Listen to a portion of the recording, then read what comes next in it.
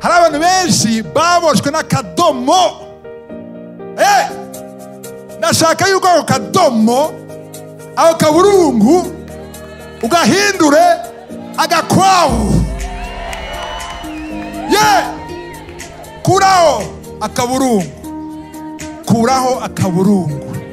Iyo Mana yatumye habaho umugabo w'ikigangi nka Adamu, akavuga nka Adamu, hakaba na Eva, ataturingoti tuhari. Iyo Mana niyahedi yashaje, niyahindutse, nuno musi ataturingoti urashobora gusama. Siyanse ni nziza, ariko siyanse irafise aho igarukira. Siyanse irafise akaburungu. Amen. Hariho indi siyanse yo mwijuru idafise akaburungu. Imanutse irakuraho uburungu bwose, ubudomo bwose. Haleluya. Piyo twagiye Itanguriro 15 umurongo wa 5. Nshaka kuvuga gatoya kuvyerekeye kwerekwa canke iyerekwa. Ubutumwa neza yuko buraturaba twese, umukristo wese biramuraba, ariko abarongozi nabo nyine cyane cyane. Hari abarongozi bari ngaha b'amashengero, abakozi b'Imana, bavuga butumwa, abapastori, abagwizatunga, amen, abachef d'entreprise. N'umukristo wese arakeneye ijambo yitwa kwerekwa, gutahura. Haleluya. Tugatubona yuko Imana kenshi imigambi yayo irashaka kubanza kuyibona wewe kugira yishitse. Amen. Uitwa Abrahamu, Imana ikora mwereka imubwira ibizoba. Abrahamu yabanje kumubwira ati, yabanje kumutwara hanze. Dusomere murongo 5, Genèse 15 verset 15. Yabanje kumutwara hanze, ramusohora kugira imwereke. Iriya kushaka kumubwira ati nzoguha amahanga menshi, ariko yabanje kumusohora kuko yarashaka ikintu gikoreka muri we. Hari ibintu bitarakoreka mu buzima bwawe kuko utarabibona. Imana igiye kubibona kandi uvyize. So murongo 5. Amusohokana hanze. Indasohokana uwundi. Imana isohokana nde? Imana ndashaka unsohora nanje, sivyo? Haleluya. Hari abantu batarasohoka baguma hahandi, ariko Imana igusohoye n'ubuntu. Imana imusohokana hanze bagira gute? Aramubwira ati rangamiza urabe mwijuru. Yariko arabahe? Yariko arabahe? Kwisi.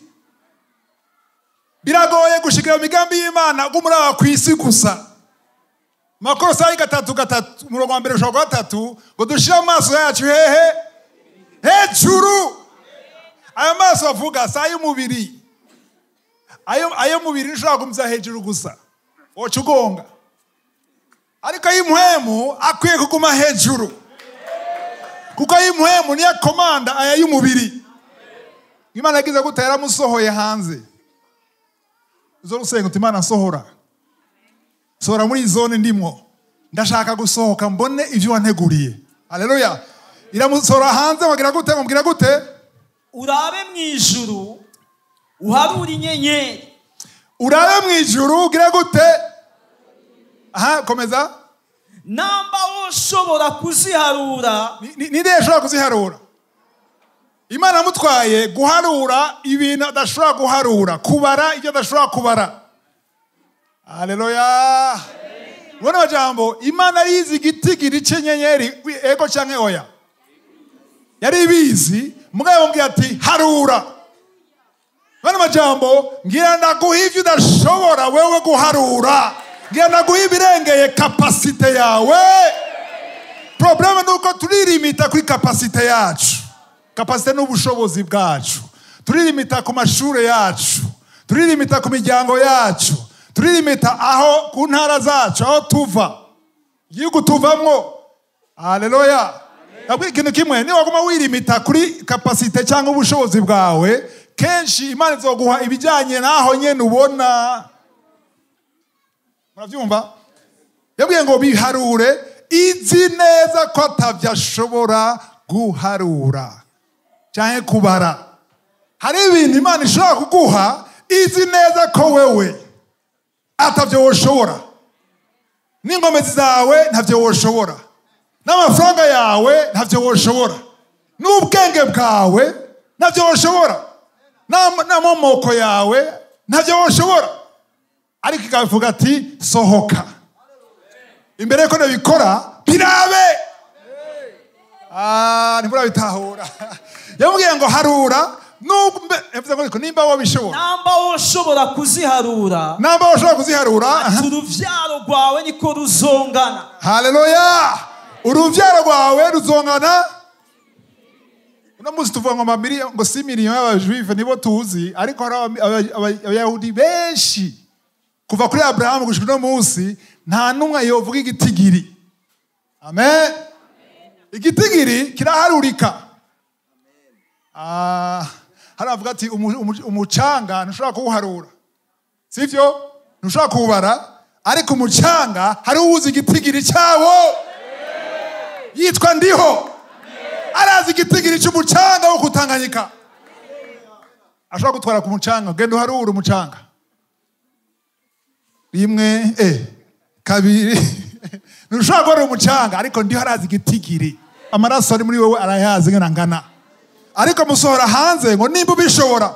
Mana majambo, Imana ishaka kwanza kukwereka, nibyo shaka ko twiga uno munsi.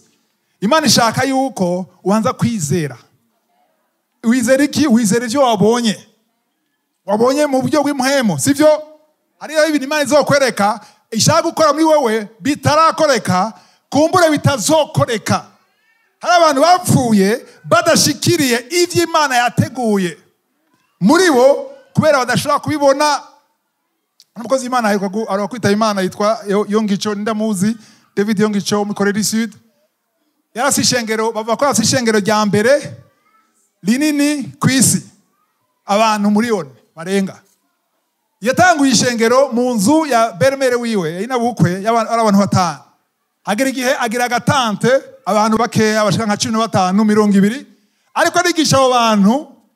Imana yamaze kumwishurira, yamwereka ishengero ry'abantu bashika 5,000. Afise abantu 15 mu ihema, ariko afise yerekwa y'abantu bangahe? 5,000. Mwe yaramubwira, hari naragikizwa ibyo bitabo nabisoma nk'ikizwa.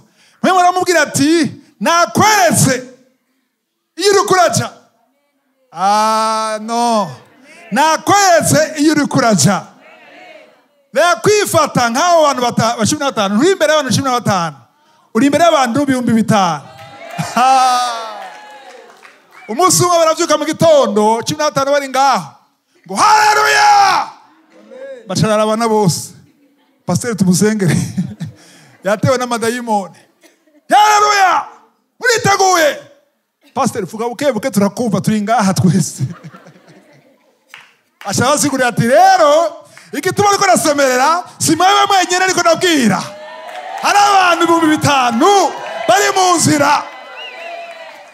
Murangira conference ngaha mu Gifaransa na dimanche nzoyigira. Hari gihe tugira hari abantu bagera ngaho hagati. Nakoma induru bakanda babwira tumviriza, hari abantu 300 300,000 bazokurikirana ubutumwa kuri YouTube. Kubona bonye bari ngaho. Kubona limite. Sohoka. Vuga uti sohoka. Imana yakene gusohora, ntiwisohora iragusohora. Ati raba, rangamiza, kura amaso kuri iyo misozi. Ivyo bintu byose byazibiye, byaranse kubohoka, byaranse kuba muri ico cyaha. Hariho ubushobozi hejuru bwoza bugaca umugozi w'icyo cyaha cyakwizingiriyeko, cyaranse gucika, ariko ari Imana ishoboye. Bisaba kuhindura ingene ubona ibintu. Haleluya. Rero bisaba yuko wewe wanza kumenya icyo Imana ishaka. Kandi nakubwira ko uri wese, simpaka wa pastori gusa, simpaka bigisha cyangwa evangeliste, umuntu wese w'umwana w'Imana hari ahantu Imana gushaka gushikana harengeye gose aho uri no munsi. Wawe umukozi wa leta, wawe wikorera ivyo wawe, aho uri si finale. Ndavyemeza kubera ugihema ya ari finale wacugenda mu ijuru. Imana nishaka kuguma hahandi, Imana imenyegwa. Haleluya. Aisha kuva ngaho ushika handi. dutanda vers la perfection.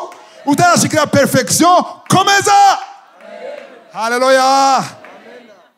Ari inkuru ya Lazaro, mwazi ngene Yesu yazuye Lazaro. Haleluya. Haleluya. Tukatwira iyo nkuru, ni inkuru ndende. Ariko turavuga imirongo imwe muri Jean chapitre 11.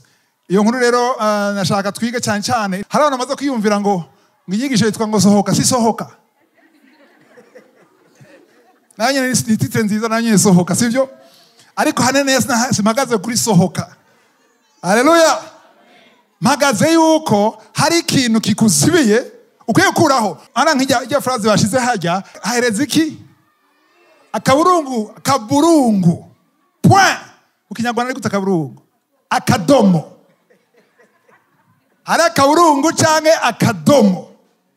Hari abantu benshi baboshwe n'akadomo.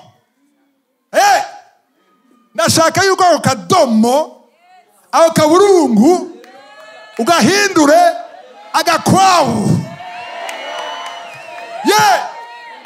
Kuraho akaburungu. Kuraho akaburungu. Titre.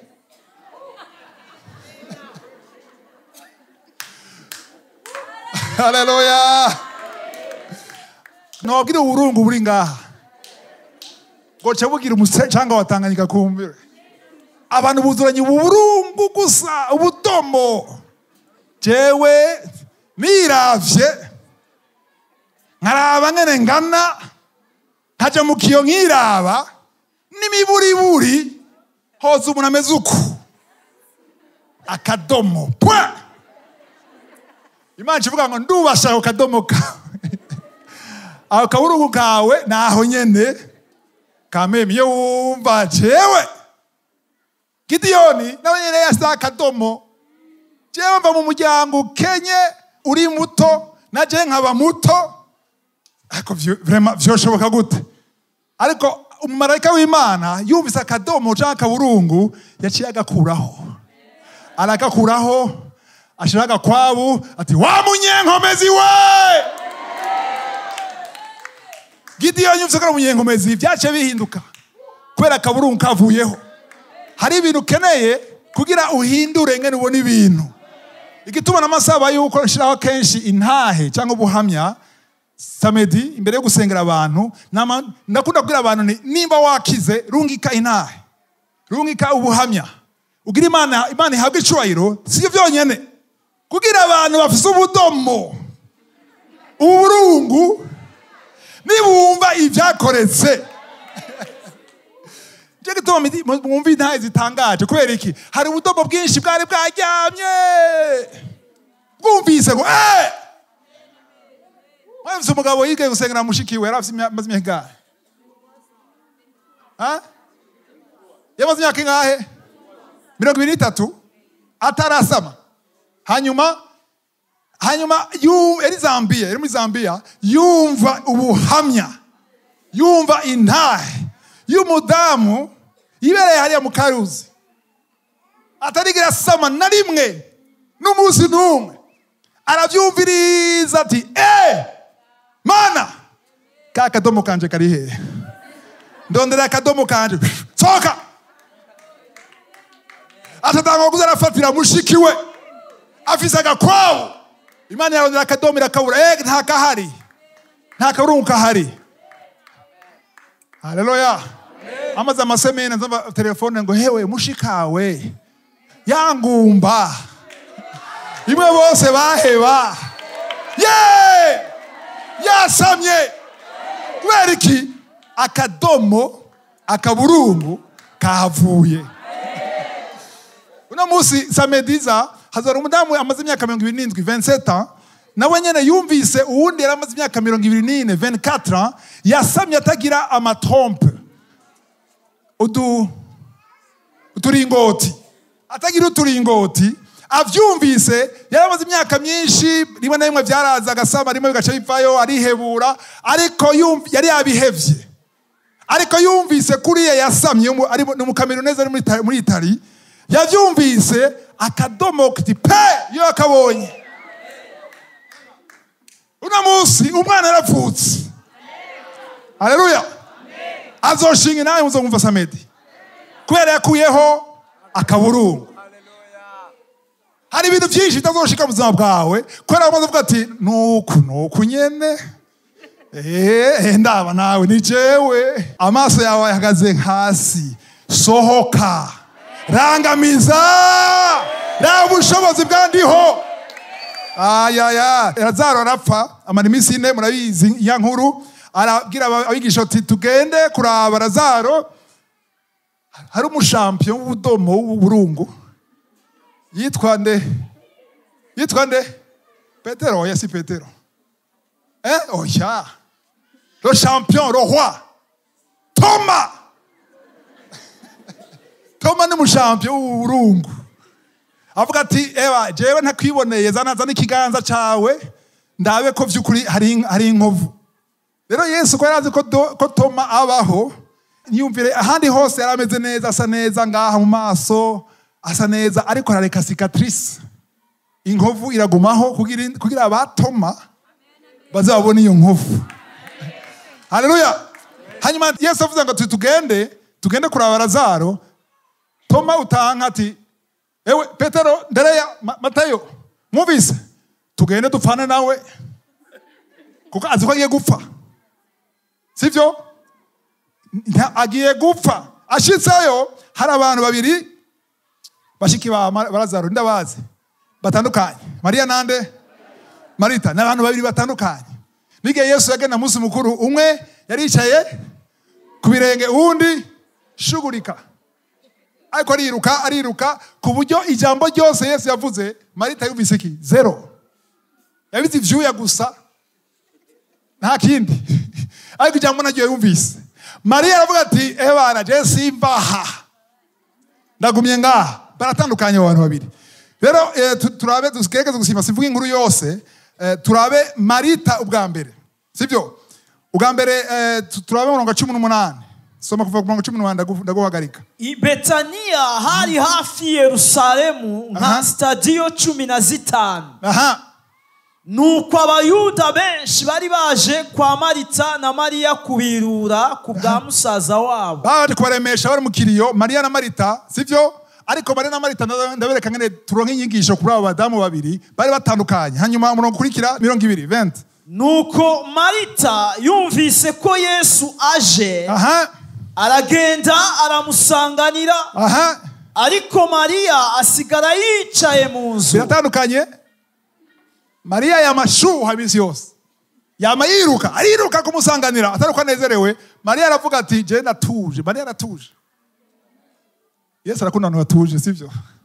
Aguma yicaye mu nzu. Murongo ukurikira 21. Marita abwira Yesu ati mugenzi, iyo uba wari hano musaza wanje ntaba yahwereye. Afete hariho point final.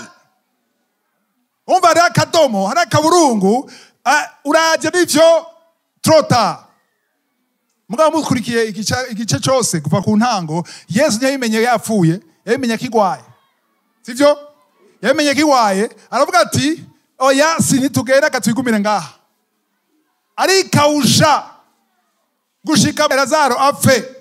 Amaze gupfa avyumvise yararize, kuko abantu bavuze ngaha yararize. Arano vango verset 35 ngo Jésus pleura, ngo Yesu yararize. Baba ngo yo bashava ngo yo yamukunda. Yo amenya ko akivyumva yanezerewe, bari kuba desi. Ntiyarijire nuko yapfuye, yarijire nuko babuzuye ubudomo n'ububurungu bwinshi. Icyamubabaje cyo cyamurije kuko akivyumva yavuze gute? Ndanezerewe ko byabaye atariho ndi. Mani majambo ifareko abanza gushika bakamuzika bien, bamuhambe. Rero ngaha Marita atabwira Yesu ngo iyo uba hano musaza wanje ntaba yahwere, ntako yapfuye, sivyo? 22 verset 22. Kandi n'ubu ndazi ko ivyo saba Imana byose Imana yobiguha. Ubiriza aha i verset 22 mvuge ngo amen, ni hypocrisie. Abesha navyo yizera ko yogaruka. Afete nimwavyumvise ariko arabivuga mu majambo yo kumwagiriza ati ivyo usaba Imana vyose yobikora, donc iyo uba ngaha ntiyari gupfa. haravuze amen bibaza ngo ni kuzuka, si kuzuka. Ni amen yo kuvuga yuko watevye. Urafite ubushobozi. Iyo umusaba gukira, yari gukira, nubwo ari muri koma. Sivyo? Ariko ivyo kuvuga ngo arazuka kameme. Koresha ubwenge. Sivyo? Aha nivyo yamubwiye. Ntiyamubwiye ngo oyaye. Yashaka kumubwira ati iyo usaba Imana vyose birashoboka. Urashobora ngo amen yuko yozuka. Oya bandanye urabe. Muraza kumva ibintu kavuga. Verset 23. Yesu aramubwira ati Musazawe azozuka. Ari wewe ushivuga gute? Uri Marita ushivuga gute? Ndakubajije uri Marita wo uvuga gute? Yesu abwiye ngo Musazawe yo azozuka yapfuye uvuga gute? Woshumubwi woshora. Goro wovuga gute? Wovuga gute? Ikubwira abantu uri kumbwira iki? Yo uvuga gute? Mutisho simandanye. Ko yavangiwe. Okay. Ari wewe uvuga ngo yavangiwe. Nawe uzumva nkaho wihanyire nawe urakene inyigisho yikeneye. Jewe abimbariye Yesu suva ngo yavangiwe uvuga ati amen. Verset 24 twumve. Marita aramwishura ati ndazi ko azozuka mwizuka ryo ku munsi w'iherezo. Abanye mugenzi wawe. Mwiyumvira kumwe. Wabangiwe ahubwo wihenze. Azozuka sinabihakanye urabitubwiye kandi ntubesha wewe murundi ntubesha. Ariko azozuka ryari? Twese azozukira hamwe nawe. Para kubara ngo yozuka ubu kameme hari akaburungu ka ebana finale. 25. Yesu aramubwira ati ni jewe kuzuka n'ubugingo. Unyizera. Gezaho gahona. Ninterprete ivyo Yesu yavuze. Sivyo? Yesu amubwiye ati soka urabe hejuru utahure ko ari jewe gupfa no kuzuka. Ni jewe kuzuka n'ubugingo. Ivyo ntushobora kubibona ku isi. Ntushobora kubona n'amaso agaragara. Marita, sohoka. Ushikanje, sohoka. Urabe yuko ari jewe kuzuka n'ubugingo. Ahonye nta amen yavuze. Kuko Yesu kwageza kumukonvenka, kwageza kumumvisha, kugira agire ukwizera. Ngo unyizera. Unyizera. Aha. Niyo yoba yarapfuye. Yeah. Azobaho. Yeah. 26. Umwanya uragiye. Kandi uriho wese anyizera. Yeah. Ntazokwigera apfa gushitsa ibihe bidashira. Urizeye ivyo? Ndabasiyemo urizeye ivyo. Urizeye ivyo. Urizeye ivyo. Urizeye ivyo. Urizeye ivyo. Niba ubyizeye sohoka. Urangamize utahura umuhamagaro wawe. Umenye ivyo Imana guhamagariye sivyo? Ntushaka kurangamiza utaravyizera.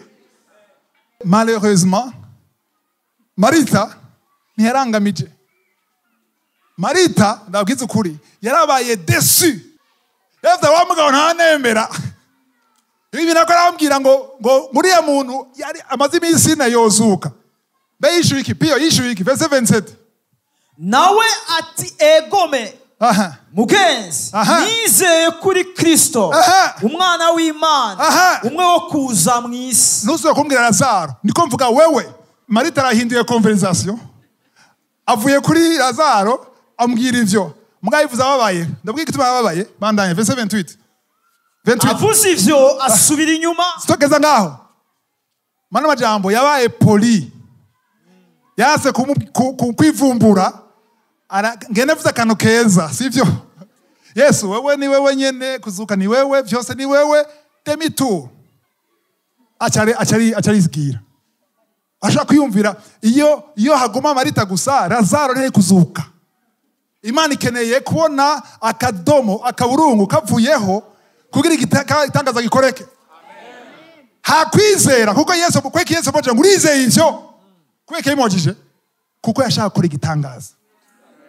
Hari ibitangaza ashaka gukorera ariko ntavyo wizeye. Namaze imyaka myinshi ndindiriye umwana byaranse abaganga byose washaka nageze guca menopause. Yesu arabwira ngo urizeye ko woroha umwana kameme. Menopause naraciye. Nubwo waciye urizera ivyo demituru kujya kwa Marita ndagiye. Uri Imana njeje ndagusaba gusa nzoje mu ijuru bye bye. Agakiza dakagumane bye bye. Yashahindukira acagira gute asubira inyuma yonjorora Mariya. Vuga uti Mariya. Mariya aramukunda aratuje kandi yarashoboye gukuraho akaburungu. Akaburungu yakuyeho no katumye Musazawe azuka. Acha yonjorora Mariya ambwira gute? Yonjorora Mariya mwene nyina atumwigisha ari hano. Araguhamagaje. Bo naho bandika ko yamuhamagaje ariko ntiyabeshe yaramuhamagaje. Nabwire ntibyanditse byose ngaha sivyo. Nimba avuga ngo araguhamagaje nuko Yesu avuga ati urandese agiye Marita sha urandeseje mpamagara Mariya data. Irabire Mariya wewe. Kuko ndakeneye kugira ngo ari gitangaza hari akaburungu kanzibiye ndashaka akaburungu kaveho. Bandanya 29. Nawe avyumvise ava hasi n'ingoga. Ajahari. Kubera iki Mariya yayigumiye hariya ativumbuye ngo agende kurondera Yesu? Kubera iki? Kuko Mariya aratuje akeneye ijambo rivuye kuri Yesu. Nava kugenda. Ariko avyumvise ko muhamagaye n'ingoga cyerenyeruka aragenda. Kubera iki? Nimba arinze mpamagara muri iyi situation. Muri iyi situation kubona mpamagaye kanyaruke utarahindura. Ashagenda ajahe iyo Yesu ari. Verset 30. Yesu ntiyari bwashike muri iyo mihana. Ariko yarakiri hahandi aho Marita yamusanganiriye. Yamusanganiye mbwa yamuhaye mugongo ntibagashizeko. Hamwe yamusha musiga yamusanganiriyeho ashara musiga. Umva Marita umviriza Marita yamashaka guprecipitate ibintu. Yagiye kumuzibira atanashika nahimva iri. Nashaka kubanza utuze ku birenge bya Yesu. Nka Mariya mu masengesho urindire isaha yima. Uva yamuzibiye kwa mbere. Amusanganya ahandi ariko bandanya 31. Buno Abayuda bari kumwe na Mariya mu nzu bamwirura.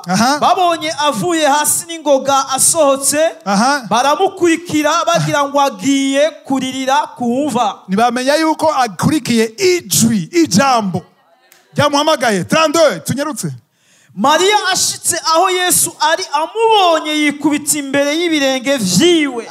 Ati mugenzi iyo wari hano musazanje ntaba yahwereye. Nawe nyene afite akaburungu aza AKADOMO kuko nta musi numwe Yesu yari bwazura bapfuye. Barabonye ibitangaza vyinshi bwa nte bwazura bapfuye sivyo? Kandi bisanzwe. Verset 33.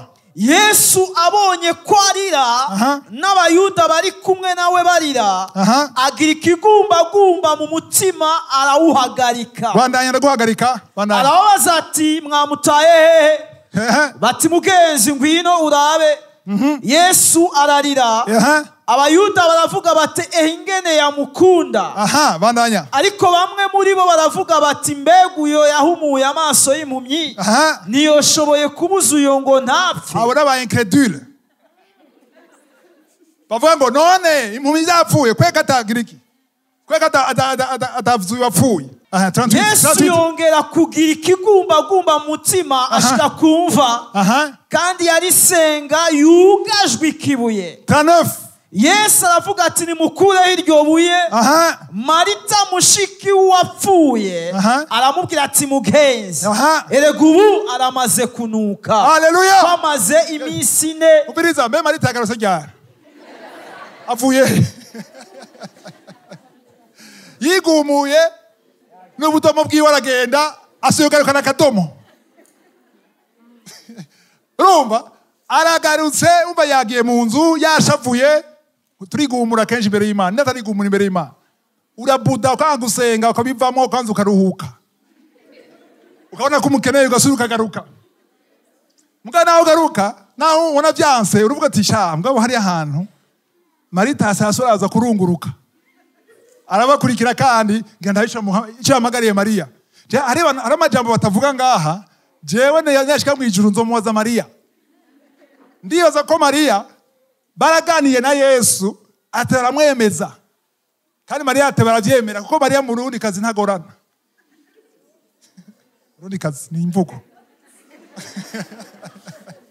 ntagorana icyo Yesu amubwiye nico nyene kuko akunda ijambo yicara ku birenge vyiwe ariko Marita avuga ati attention hariho information utaruzi no seulement yapfuye nibaza ngo nwangundi yapfuye mu gitondo yaramaze ku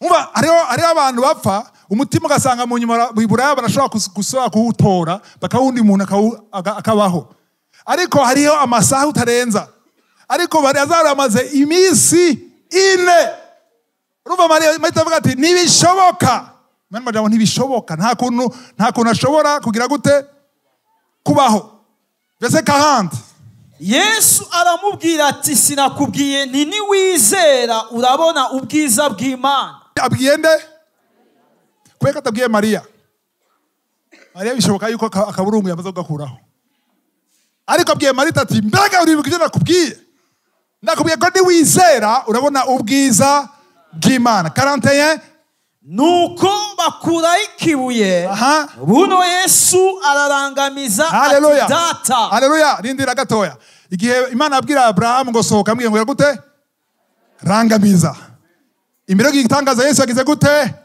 nawe urakeneye kugira gute ubushobozi buva mu ijuru ushaka kuvya inkomezi ufite kuza amafaranga ariko ubushobozi bwa kweri butari pirate buva hejuru Yesu amwe ngo ndagushima ko wanyumviye Haleluya 42 Jewe nari nsanzwe nzi kunyumviriza ubudasiba ariko mbivugishijwe n'ishengero rihagaze ngaha kugira ngo bizere ko ari wewe wantumye kugira ngo bakureho ubudomo bwose ndabivuze kugira abantu bari ngaha bakureho uburungu bwose babona igitangaza batahe bavuga ati wa muhungu wa Yosefu mwabona ngo arakiza impumyi uwo yayivugije yayiciye umujya n'abapfuye barazuka aha ni inkuru nyinshi bwabo msiga iminota 20 katunyarutse sivyo iyi ni inkuru ya Lazaro ngene Yesu yakoze igitangaza yabanje kunegosia nabo agenda kubumvisha kugira bakureho ubudomo bakureho akaburungu haje hagakwabo Imana irabishoboye ariko irashaka wewe kukuraho akaburungu kugira igaragaze ubushobozi bwayo amen Yohana 6:5-11 Jean 6 verset 5 irashaka twumve aha nabo twaje kubona abantu babiri umwe yitwa Mariya undi Marita sivyo Mariya aratuje ubwa mbere niyo bitahura hari mugize muvuga ngo yasuye kuvuga hari akadomo mwasuye kubona ka Mariya Mariya yayivuze ababaye abuze Musazawe ariko maze kumva ibyo Yesu avuze ko bishoboka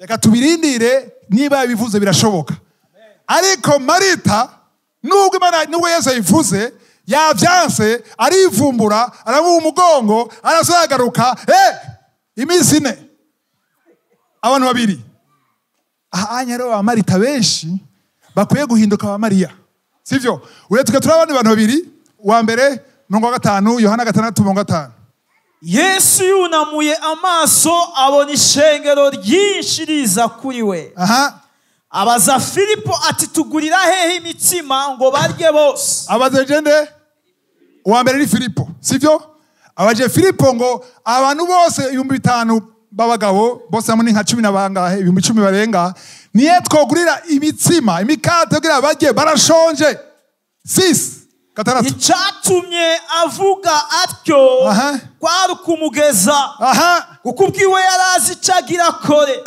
mutego Imana guha umutego hari igihe Imana ikubwira ikintu izi kigira ikore hariho situation ushobora kubamwo izi neza ivyo ishaka gukora muri iyo situation. Rero ico kibazo Yesu yabajije Filipo si uko yashaka ngo Filipo agende kugura. Oya, yashaka kuraba akadomo, akaburungu kari muri Filipo ko kovaho. Kubera iki? Yesu yariteguye itangaza. Yiteguye kugwiza imikate n'amafi. Nawe hari bitangaza Imana ishaka gukora. Ariko irashaka kumva amajambo uvuga. Yashaka kurangana ufata iyi situation urimo. Ngo Yesu cyatumye bivuga gutyo kwari kumugeza. Amen. Haro kugeza neza. Kuko bwiwe yarazi cyagira akora. Yagira akora iki? Yagira akora igitangaza. Murongo w'indwi.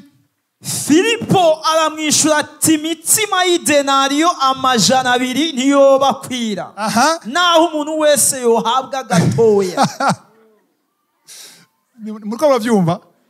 Ambwira ati imikate dufise nkwereke murongo w'indwi. Mwasomye. Jean 6, 7. Philippe lui répondit, les pains qu'on aurait pour 200 deniers. Ya sama franga amajanabiri, madenariyo amajanabiri. Na twogura ayo mikate niyo ngo butunzi dufise ngaha muri case. Uretse ko Yuda yaragavura cyane. Ngira yari ayasigaye muri case n'amajanabiri. Sivyo? Na twodufise aya dufise imikate twogura nishobora gabura abantu 10,000. Sivyo? Bene majambo ambwira ati ndashobora kugenda bakarindira nkayizana ariko ari akaburungu kitwa igitigiri cy'abantu. Abantu benshi barizibira kubera bavuga ati aha ntibishobora kurengana. Ngo niyo bakwira naho umuntu wese yohabwa gatoya. Bane jambo naho ujya kavunguka ntaco wogira inzara niyohera. Murongo 8. Umwe mu bigishwa biwe ni Andereya. Mwene nyina wa Simoni Petero aramubwira. Ati hano hari umuhungu ari n'udutsima 5 twa sayiri. N'udufi 2. Ariko tumaziki mu bantu bangaho. Ukwizera kurarutana sivyo? Hariho Filipo avuga ati nibishoboka. Andereya. Vuga uti Andereya. Andereya afite ukwizera gusuma kwa Filipo. Uraze ko atizera gusa ko hoba igitangaza cya multiplication ariko kugira avuge ivyo bafise nuko yizera ko ari ikintu gishoboka. Mbega ufise iki? Kwe gutaraba ivyo ufise ndiho arashaka kumenya ko ivyo ufise ibiki. Filipo aravuga ati ego abantu nivyo turafise ibi nibi niko ntibikwiye ariko naza yuko ukwizera kwa Andereya kuruta kwa Filipo. Murongo 10. Yesu aravuga ati nimwicarike abantu. Haleluya. Bandanye. Kandi aho hantu hari ivyatsi vyinshi. Nuko abantu baricara igitigiri cabo cari nk'ibihumbi 5. Maze Yesu yabira ya mitsima arayihezagira ayibagaburira abicaye n'ifi nazo nk'uko bagomba. Haleluya. Ikintu cyabaye niki ngaha? Yesu acumva Filipo ntacyo yakoze ariko yumvise Andereya. Haleluya. Hari ikintu Andereya yakoze cyatumye Yesu akora. Kubera iki? Andereya yavuze, yareveye, yexpose ibihari Yesu acakorera kuri ibyo nyene. Haleluya. Mbega ufise iki wewe? Niki ufise? Mbega urizera ko Yesu ashobora kugwiza ibyo ufise? Haleluya. Yesu imbere yo gukora igitangaza, imbere yo kugwiza yakoze iki? Agira gute? Kuragomeza n'ibikwiye. Arahezagira, ashima Imana kuri utwo tuntu dutoanu gusa. Ko tuntu dukeya. Kenshi washize akaburungu kukugana imbere y'Imana kuvuga akadomo kawe. Ugana kuvuga akaburungu kawe. Mana, raba ngene bimeze. Kwitodoma n'iki? Kwitodoma no kuvuga ubudomo. Aho bihagaze aha nibishoboka. Heraba umugore wanje nta kigenda. Umugabo wanje narisondeje iminsi 40.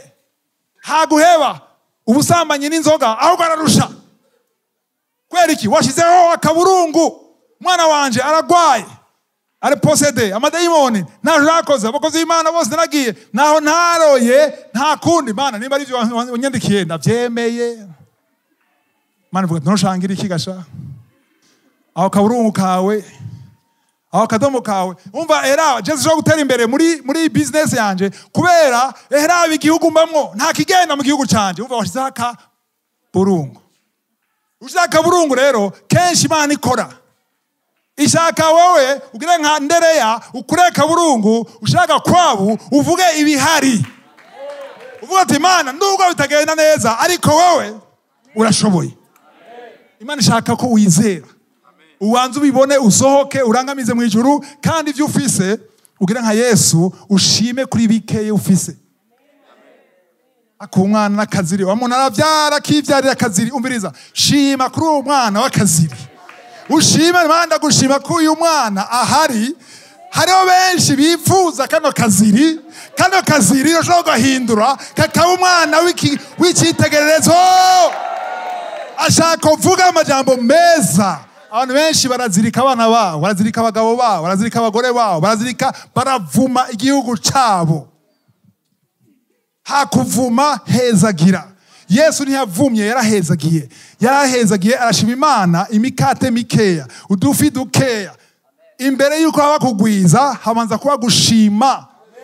Iga gushima ureke kwidodomba. Nivyo bisa nabi wararindiriye nubona aho bica ariko vuga nka Andereya nuko vyanze ariko ibi birahari. Urahari urashaka kugwiza ibi urashaka kugira icyo ukoze. Haleluya. Sigaje iminota mikeya tunyaruke tugere muri Ezekiel turawundi mugabo Ezekiel 37 murongo wa mbere manuka. Ukuboko kuhoraho kwanje ko asohokana ndi muri mpwemu wiwe ashira hagati mu kiyaga cyuzuye amagufa. Inde yamusohokanye nababwiye muze gusenga Mana nsohora sivyo ifa gusohora kuko hari ibintu ndashaka kubona aho uri muri environment yawe udasohotse. Gusohoka si mu mubiri ahanye ntiyasohotse mu mubiri yasohotse mu mpwemu mu mwuka arasohoka. Imana yamusohoye ntiyisohoye nukwiye kwisohora musabe agusore kandi aragusohora. Bandanya ancisha irya nino yayo maze mbona ari menshi cyane muri ico kiyaya kandi yari yumye rwose. Maze arambaza ati mwana w'umuntu mbega aya magufa yoshobora kuba mazima? Ariko ndakwaza umwigisha niwe wabaza ivyatsi sivyo? Umwigisha akwaza ikibazo azi inyishu n'Imana irabaza izi nyishu izi gisubizo.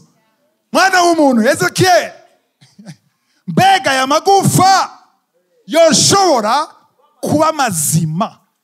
Aya magufa yoshobora kugira ubuzima? Mbega uyu mwana wawe yoshobora gukira? Mbega iyo kansere yawe yoshobora gukira? Mbega diabete irakira? OMS yaravyemeje kansere no diabete hepatite ubu turarindiriye ko abashakashatsi bacarondera akaburungu kwere kuvuga bya OMS yo ngaha wibagiye kurangamiza rabe OMS yo mwijuru. Amen. Haleluya. Uriya mugore wo mu Kamerunese baramubwiye ati ama trompe yawe yose bayakuyemo atanamubariye. Hanyuma baramubwiye ati rero wewe ntusubire no kurota. Abaganga iburaya abazungu ntusubire no kurota gusama kuko ntaworota bizogwa mu ndoto gushika upfe. Nakaburungu hama yumva umugore amaze imyaka 20 ya murundi kazi yasamye byacize acafata inyundo y'akaburungu pa acashaka kwaho. Haleluya. Yasenze avuga ngo Mana wahaye uriya mugore amaze imyaka 20 urashaka kuma nanje umwana. Amatrompe namabwira abantu badafite amatrompe hari abankurikira baza amatrompe badafite amatrompe badafite uturingoti. Umuntu wese akoranyubiza nimba ari ngaha nimba ari kuri YouTube adafite uturingoti ashobora kwavuza atadufise cyane baradukuyemo.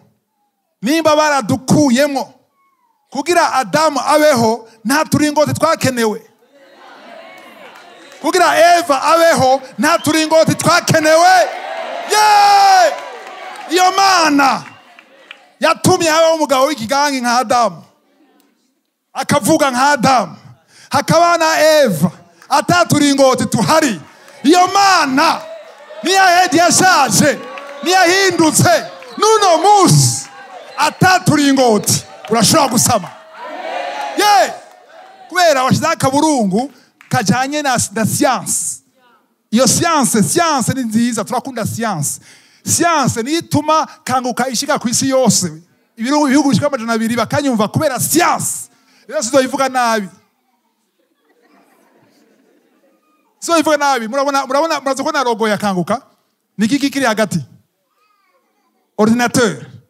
Ikuko Imana yamariye kuva 1996 yuko izonkoresha 1997 iciye muri technology. Nazi ijambo internet cyo gisigura. Rero science ni nziza, ariko science irafise aho igarukira. Science irafise akaburungu. Amen. Hariho indi science yo mwijuru idafise akaburungu. Imanutse irakura uburungu bwose, ubudomo bwose. Haleluya. Mwana w'umuntu, mbega ya magufa yoshora kuba mazima yishuye gute? Ndishura ni mwami uhoraho. Ni wewe wobimenya. Mukomera amashika meme. Yaragerageje vraiment, yaragerageje. Yaba rundi nka wa mundi giti navuze. Toma. Namuvuze. Yari Toma. Manu ushora vyose. Mbega wowe ukora amagufa. Ega n'amagufa wihenze. Wabonye ibintu bimeze gutya. Raba neza ngaha ibinogo n'amagufa. Ariko ayo magufa Ezekiel yawe cyane yabonye. Yashavuga gute? Ahanye Pierre yavuze n'inkomezi. Je ndaza ko yavuze ngo. Yavuze gute? Mwamuhoraho mwamasha. Nanzigura Imana. Ariko ni wewe, ari wewe nta kidashoboka. Yarakuyeho akaburungu.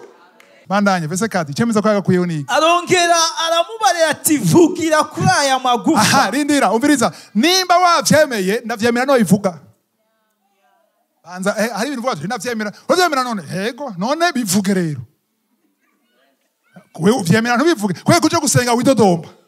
Mbeko ikinumva ubyidodombo hano kubwira abantu ngo Imana irashoboye, Imana ni Elshadai, bigaragaze mu kanwa kawe, mu mutima wawe uravyizera.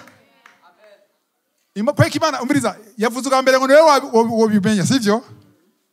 Hanyuma rero kugira bitomoke neza Imana avuga ati nimba uvyizera bishire mu ngiro. Haleluya. Abazi nta yanje ndakunda kwivuga. Amen. Nakunda sengera mariage. Imana impuza n'umukobwa ari muri Canada. Ndi mu Burundi. Canada murazi ko ari igihugu giteye imbere. Jewe sinarifise inzu. Yesu yavuze ngo n'inyoni zirafise ivyari. Sinarifise naho njyama. Nagenda kuryama aho nkorera mu cyumba c'amasengesho. Hanyuma Imana impuza n'umuntu ari muri Canada akendera mu modoka yiga muri universite en ligne yo muri Amerika akora ahembwa kari muri 2009 hari turuma mu gihugu abavyeyi bamurungise hariya gutera imbere. Hanyuma yinganyereka ngo nujya mama sha.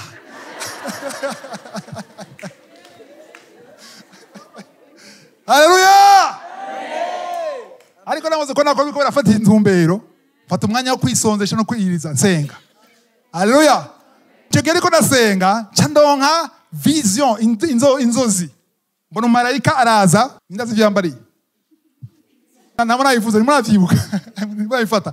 Umarayika arambwira ngo bega urizera kuri ya mukobwa yova hariya agaheba biriya vyose akaza ngaha kubera wewe ko duhagaye n'umunyamuru marayika yarafisa n'umuzungu duhagaranye cyane hasi ndavyizera.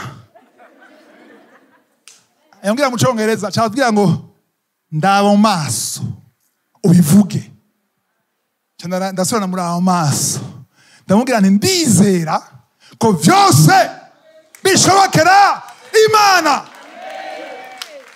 mvuze ayo majambo aca ngo nivyo nashaka kumva gusa pyu ca navyuka. Kubera iki? Aho byaye byaheze, operation yari yaheze. Kuko Imana ishaka kuraba ko wakuyeho akaburungu. Ibisigaye n'ugusandanya ushima gusa, processus ikabandanya, ariko igikoreka kiba cyakoretse igihe wakuyeho akaburungu. Nivyo yarabaye intambara, muzo ntambara zose mbwa twaronse intsinzi, kuko Imana yari yageze gute? Yavuze. Imana yabonye ko akaburungu kavuyeho, urizera ko bishoboka, nuko mu bwenge bwawe bitoshoboka, ariko birashoboka. Mariya nawe nyene kugira aronke Yesu, nubwo ari umwana w'Imana, habaye ama négociation, habaye kumukonvenka.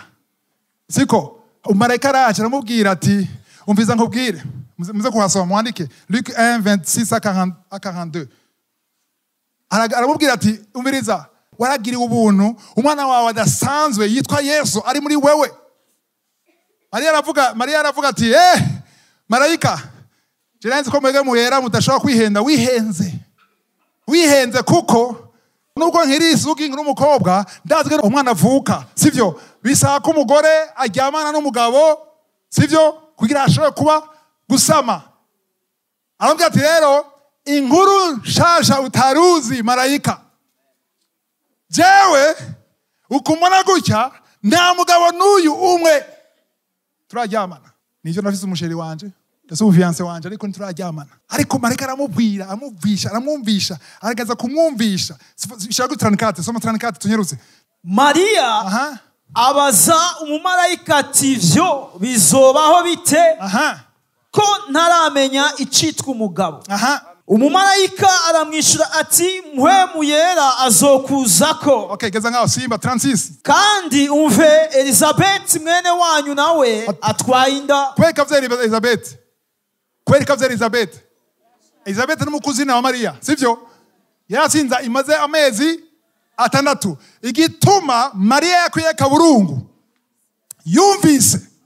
Vugute yumvise. Yumvise ko Elizabeth umukecuru yaciye triple. Ano guca ugikomeye. Yaciye ari umugakecuru gashaje, n'umugabo wiwe ashaje, ngo ngiyo inda simwa. Ndabaza ikintu kimwe, mbega Mariya yarabizi cyangwa ntiyarabizi? Hanyuma bandanya. Kandi umve Elizabeth mwene wanyu nawe atwaye inda y'umuhungu mu butamakazi bwiwe. Uwitwa ingumba. Uwitwa iki? Ingumba. Uwitwa iki? Ingumba. Umuntu wese akora nkurikira yitwa ingumba, iyi nkuru ni yawe. Bakwise ingumba, ariko iyi nkuru ni yawe. Uwitwa ingumba. Uku ni ukwezi kwiwe kwa gatanu. Umviriza, muvuze ko naye kubasoma nimwataha, umarayika amaze guheza yafashe ya mbere yihuta kuraba nde. Muce mwana musoma, yaciye agenda kwa Elizabeth, ndashaka kuvyibonera. Takweri nimba byashobotse kano gakecuru kakaronka umwana, na jewe ntigeze menya Yosefu, ndaronka umwana kuko Imana yavuze. Haleluya. 37 nyarusa. Kuko atajambo rivuye ku Mana ribura ububasha. Rivuye he? Vugute hariya. Rivuye hariya. Muri kabine medicale hari ijambo ryavuyeyo, ryahuye n'irivuye hariya, rihariya cyari rimira inzoka ya Mose na Aroni, yamize izindi nzoka zose. Ijambo rivuye ku Mana. Rivuye ku Mana. Rivuye ku Mana. Rivuye kuri ndiho. Niribora. Nirakurindira. Ukure akaburungu kugira Imana igaragare. 38 nyarusa. 38. Mariya aramubwira ati, ndumugurano w'umwami Imana. Bimbere uko ijambo ryawe rivuye. Komera amashi Mariya. Haleluya. Umviriza. Mariya muriwe mu bwenge bwiwe ntiyavyumva, ariko avuze ngo bimbere uko ijambo ryawe rivuze. Kubera iki? Kubera numvise ko ijambo ryawe rimanutse. Haleluya. maze umarayika ava hasi, mission accomplie. Mark 6 verset 6. Ahanye ndashaka kwereka Mariko atwereka ahantu Yesu mu ntara y'iwabo aho abantu batizera. Bavuga ati none uyo onye ubushobozi bukurahe bigenda gute? Verset 6 vuga 6. C'est 5 plutôt 5. Maze ntiyashobora gukorera igitangaza na kimwe. Atarabagwaye bake yarambitse kw'ibiganza akabakiza. Biriza kweki Yesu atakoze ibitangaza ngaho. Kwera? Vuga langaje uko turavuga. Bafise iki? Akaburungu. Ubu burungu. Bafise ubudomo bwinshi. Nabitangaza yakoze na kimwe. Kiretse utugwara yashira k'ibiganza abazungurirwa gusa umutwe. Ariko mu ingwara ya vraiment cancer never. Sida never. Kuzuka bavuye ni nta niki na kimwe. Kubera iki? Ubu burungu ni bwinshi yaciye hava aragenda. Yesu araza gukora ibitangaza mu buzima bwawe. Ugumaje uburungu wewe. Wibaza none gamana je dufiki. Abandi je bandushiki. Ajya amajambo n'uburungu. Verset 6 gatangaza no kutizera kwawo. Agenda mu mihana umviriza yaratangaje. Iyo utizera yatangara. Amen. Kuraho. Akaburungu kawe karakuzibiye. Rangamiza urabe Imana ubushobozi bwayo ushima Imana ndiho abaho umugisha.